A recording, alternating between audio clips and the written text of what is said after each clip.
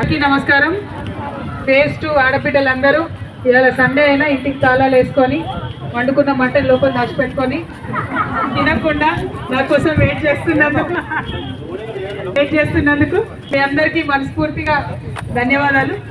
అక్కడికి ఒక నిమిషం అయితే అక్కడికి వెళ్ళినప్పుడు కాలనీలో ఉన్న సమస్యలన్నీ చెప్పింది అక్క. నాకు అవే సమస్యలు ఇంకా గట్టిగా ఇక్కడ కూడా ఉన్నాయి. మెయిన్గా రేషన్ షాపు, హాస్పిటల్ అన్నది ప్రధానంగా అడుగుతున్నారు.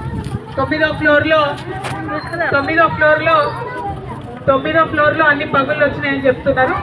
అట్లనే శ్మశానం లేదని చెప్తున్నారు. వీటన్నిటికన్నా ఎక్కువ పక్కన ఉన్న డంపింగ్ యార్డ్తో మనకు బాధ ఎక్కువ ఉంది. దాని మీద కూడా ఇక్కడ మొత్తం సేఫ్టీ లేదు అన్న విషయము ఆడవాళ్ళందరూ చెప్తున్నారు. కాబట్టి ఇక్కడ మొత్తం 4000 కుటుంబాలు ఉన్నాయి. అందరి కుటుంబాలకు కూడా ఒకటే కామన్ ఇబ్బంది ఉన్నది.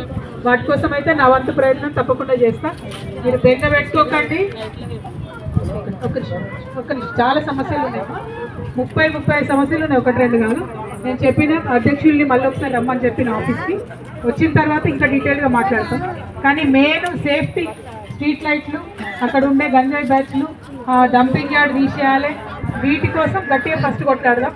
ఇక రెండోది, ఇక్కడ ఉన్న వాళ్ళందరూ పని చేసుకొని బతికేవాళ్ళు కాబట్టి, అందరూ బస్సులు ఎక్కిపోయేవాళ్ళు కాబట్టి టైంకు బస్సులు వచ్చే విధంగా రెండోది గట్టిగా ప్రయత్నం చేద్దాం. మూడోది, అంబులెన్స్ లేదా? అంబులెన్స్ తప్పకుండా. అసలు హాస్పిటల్ ఎక్కడ? హాస్పిటల్ లేదు.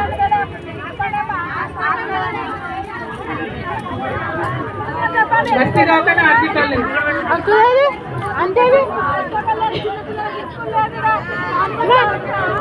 ఓకే అమ్మా, జై తెలంగాణ. ఒకసారి వినండి.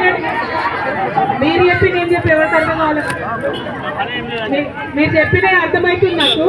కాబట్టి ఆగాలి, చాలా పని చేసుకుందాం. ఒక నిమిషం.